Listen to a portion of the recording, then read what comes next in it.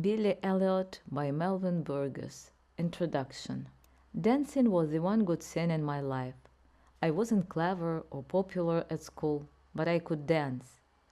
Jackie Elliot lives in a small coastal town in the north of England with his two sons, Tony and Billy. Life is hard for the family. Jackie and Tony are fighting their employers and they are not working. They have no money and Jackie is worried about the future. He is worried about Billy too. 11-year-old Billy Elliot is different from other boys. He is not very clever or good at sport. Then, one day, he discovers belly dancing. Finally, he has found something that he can do well. But everybody knows that ballet is for girls, not boys.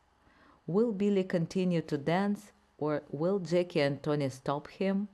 Billy Elliot is a film by Stephen Daldry starring Jimmy Well as Billy, Gary Lewis as his father, and Julie Walters as Mrs. Wilkinson.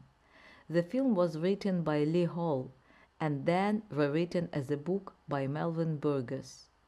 The story begins in 1984 when many British workers were fighting the government. Margaret Thatcher's government wanted to close a lot of coal miners in England, Wales, and Scotland. The miners wanted to keep their jobs. Some went on strike and refused to work. Other workers continued to do their jobs. The government had to send the police to protect them. The strike continued for a long time before everybody went back to work. But a few years later, nearly all the coal miners in the UK were closed and thousands of workers lost their jobs.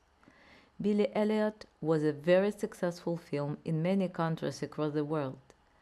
It is now also a musical play with songs by Sir Elton John.